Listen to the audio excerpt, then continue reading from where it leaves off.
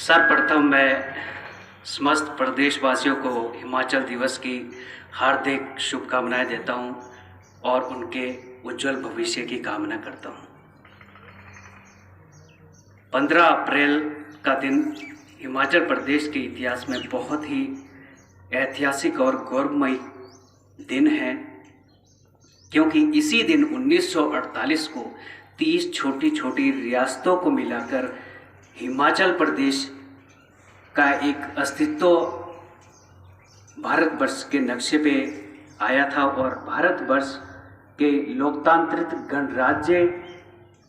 में हिमाचल प्रदेश एक छोटा सा राज्य सम्मिलित हुआ था, जो कि पार्ट सी स्टेट के रूप में रहा, कभी वो केंद्र शासित प्रदेश के रूप में रहा। तो मैं आज उन सभी महान सपूतों का, उन सभी विभूतियों का आज यहाँ पर स्मरण करता हूँ, उन्हें श्रद्धांजलि अर्पित करता हूँ, जिन्होंने हिमाचल प्रदेश को बनाने में, यहाँ से राजतंत्र को समाप्त करने में, उन छोटी छोटी 30 विलायतों को, रियासतों को एक सूत्र में पिरोकर हिमाचल प्रदेश को भारतवर्ष के नक्शे में स्थान दिलाया। उसके पश्चात हिमाचल प्रदेश 1966 में पहाड़ी राज्य की अवधारणा के आधार पर कुछ पंजाबी राज्य के जो क्षेत्र थे उनको जोड़कर बृहद हिमाचल का निर्माण किया गया, और जो हिमाचल का आज का ये स्वरूप है वो 1966 में कुछ जो पंजाबी सूबे से कुछ क्षेत्र मिलाए गए थे वह उनके हिमाचल में जुड़ने का एक परिणाम है। और ये आज स्वरूप 1972 को जो 25 जनवरी को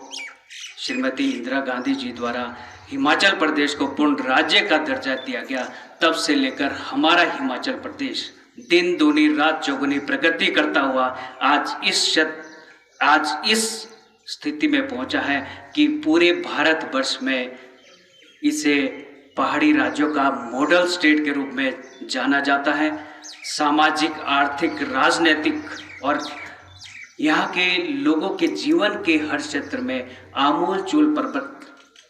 परिवर्तन लाने के लिए हमारी सरकारों ने लगातार प्रयास किए हैं और आज हम एक मॉडल स्टेट के रूप में जाने जाते हैं। आज का ये दिन उन सभी हिमाचल वासियों को जिन्होंने देश की सुरक्षा और अखंडता में अपना योगदान देकर अपनी प्राणों की आहुति दी है, उनको भी याद करने का दिन है। और हिमाचल प्रदेश इसी परंपरा में, जो हमारा देवभूमि है, उसे वीर भूमि भी कहा जाता है, क्योंकि हमारे युवा देश के सैन्य बलों और अर्धसैनिक बलों में अपनी सेवाएं देना अपनी शान समझते हैं। और यही कारण है कि हिमाचल प्रदेश सरकार द्वारा हमारे सभी भूतपूर्व सैनिकों, शहीदों के लिए बहुत सारी जन कल्याणकारी योजनाएं चलाई गई हैं। परमवीर चक्र विजेता और शौर्य चक्र विजेता को वार्षिक रूप से सरकार द्वारा, हिमाचल प्रदेश सरकार द्वारा 3 लाख रुपए की राशि दी जाती है। और महावीर चक्र और अन्य जो बहादुरी के पदक विजेताओं को, हमारे सैनिक और दूसरे अर्धसैनिक बलों के जवान हैं, उनको 2 लाख रुपए वार्षिक दिया जाता है। इसी के साथ हमारी जितने भी विधवाएं हैं, शहीद सैनिकों की विधवाएं हैं, उनके बेटियों की शादी के लिए प्रदेश सरकार द्वारा जो एक मुश्त जो सहायता राशि और प्रोत्साहन राशि 15,000 थी, उसे 50,000 किया गया है। और ये सभी हमारी सभी विभूतियों को जिन्होंने बलिदान दिया है, उनके लिए हिमाचल प्रदेश सरकार का एक प्रण है कि हम उन्हें याद करें, उनके लिए बहुत सारी जन कल्याणकारी योजनाएं चलाएं। प्रदेश सरकार द्वारा सभी लोगों की भलाई के लिए, प्रदेश के प्रत्येक वर्ग की भलाई के लिए योजनाएं चलाई गई है, जैसे वृद्धावस्था पेंशन योजना है, सहारा योजना है, स्वास्थ्य के क्षेत्र में आयुष्मान भारत और हिम केयर योजना है, जिसके अंतर्गत जितने भी हमारे योग्य पात्र लाभार्थी हैं उनको मुफ्त में हमारे सभी सरकारी हॉस्पिटल में सेवाएं दी जा रही हैं। ग्रामीण विकास के क्षेत्र में यदि देखा जाए तो सरकार द्वारा प्रधानमंत्री आवास योजना और मुख्यमंत्री आवास योजना के अंतर्गत सभी वैसे परिवारों को जिनके पास रहने योग्य मकान नहीं है, अच्छा आधुनिक किस्म का मकान नहीं है, उनको वह आवास सुविधाएं प्रदान की जा रही हैं। सरकार द्वारा इन बहुत सारी सुविधाओं के कारण ही आज हिमाचल प्रदेश 2020 के जो नीति आयोग के आंकड़े हैं उसमें शिक्षा के स्तर पे वो पूरे भारतवर्ष में पहले स्थान पर आंका गया है और स्वास्थ्य के क्षेत्र में दूसरे स्थान पर आंका गया है। यदि हम दूसरे इंडिकेटर के हिसाब से देखें तो हिमाचल प्रदेश फल राज्य के रूप में आज जो विकसित हुआ है, आज पूरे भारतवर्ष में अपना स्थान बनाने में सक्षम हुआ है, ये हमारे प्रदेश सरकार की बहुत प्रभावी नीतियों के कारण है कि आज हर बागवान, हर किसान के लिए किसी न किसी विभाग द्वारा कोई ना कोई वैसी योजनाएं चलाई गई है ताकि कृषि से लेकर उसके खेत से लेकर मंडी तक, उसके बाजार तक उसे हर प्रकार की सुविधाएं प्रदान की जा सके। ये हमारा 15 अप्रैल का जो कार्यक्रम है वो बहुत सूक्ष्म रखने का निर्णय इसीलिए लिया गया है क्योंकि कोविड के जो पिछले काफ़ी समय से पूरे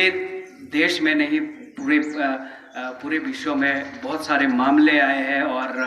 भारतवर्ष में काफ़ी मामलों में बढ़ोतरी हुई है, तो हमारे सारे कार्यक्रम बहुत संक्षिप्त रूप से चल रहे हैं और मैं कोविड के इस दौर में उन सभी